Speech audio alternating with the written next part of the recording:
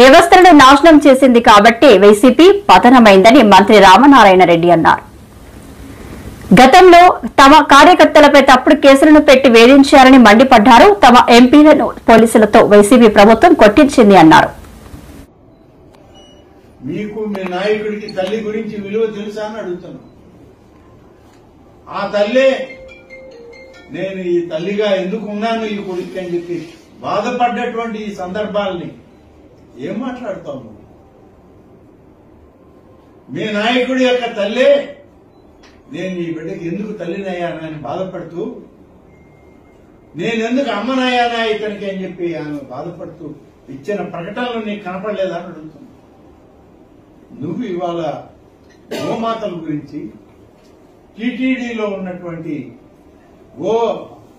గోవుల యొక్క గోశాలల గురించి మాట్లాడే క్రమంలో అమ్మ, ఆవు ఇన్ని మాట్లాడుతున్నావు.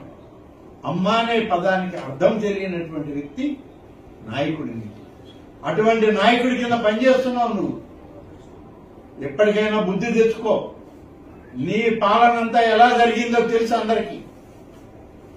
ఎన్ని వ్యవస్థలు కుప్పకూలాయో తిరుమల తిరుపతి దేవస్థానం, ఎంత అవినీతిని మూట కట్టుకుని పోయావో, ఎన్ని అపచారాలు మూట కట్టుకుని పోయావో. ఇవాళ ఆ దేవదేవుని యొక్క శాపాలు నీకే కాదు మీ బిడ్డలకు కూడా తగిలాయి. ఇంకా మీకు బుద్ధి రాలేదని అంటే ఇక ఆ భగవంతుడు కూడా నిన్ను రక్షించడు. హిందూ ధర్మాన్ని గురించి చెప్పే ఆలయాల్ని మీరు చేసినంత విధ్వంసం ఈ రాష్ట్రంలో మరెవరూ చేయలేదు. బహుశా ఈ దేశంలో కాదు, ప్రపంచ దేశాల్లో కూడా హిందూ ధర్మాన్ని ఇవాళ భూస్థాపితం చేయాలన్న వాళ్ళల్లో మీరు అన్ని రకాలుగా మీరు చేసేటువంటి కార్యక్రమాల్లో మీరు చేసినటువంటి ఘోరమైనటువంటి తప్పిదాలని వాళ్ళ సరిచేసుకోవడానికి మేము చేసేటువంటి ప్రయత్నం, తాపత్రయం. నీ హయాంలో ఏం జరిగింది? నీ నాయకుడు ఏం చేశాడు?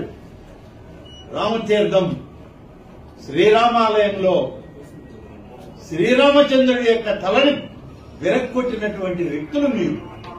మీరు ఇవాళ ఆగమ పండితుల గురించి, శాస్త్రాల గురించి, ధర్మాల గురించి మీరు వెల్లువేస్తూ ఉంటే వినాల్సినటువంటి దౌర్భాగ్యం ఈ రాష్ట్ర ప్రజానీకానికి పట్టిందని ఆలోచన. రథాలు తగలబెట్టారు. పవిత్రమైనటువంటి లక్ష్మీ నరసింహస్వామి ఆలయంలో రథం తగలబెట్టారు. వెంకటేశ్వర స్వామి ఆలయంలో నెల్లూరు జిల్లాలో రథం తగలబెట్టారు.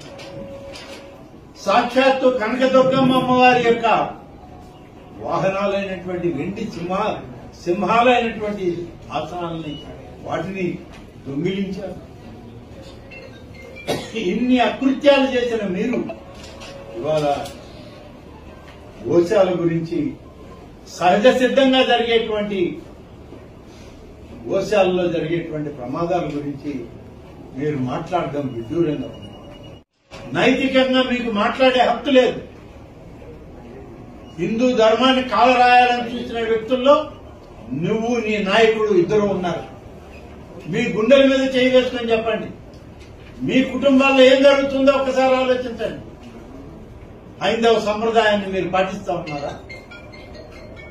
హిందూ ధర్మ ప్రచారం ప్రకారం, హిందూ ధర్మం ప్రకారం, సనాతన ఆచారాల ప్రకారం మీ కుటుంబంలో జరిగే కార్యక్రమాలు జరుగుతూ ఉన్నాయా?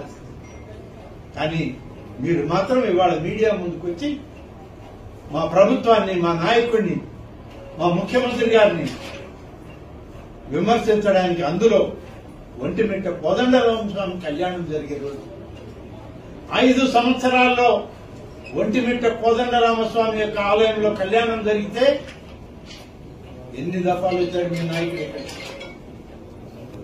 విడిపోయిన ఆంధ్రప్రదేశ్ లో ప్రభుత్వ పండుగ శ్రీరామనవమి, సీతారాముల కళ్యాణం, కోదండరామస్వామి కళ్యాణం జరిగేది ప్రభుత్వ నిబంధనల్లో, ఆచారాల్లో ఒంటిమిట్టలో.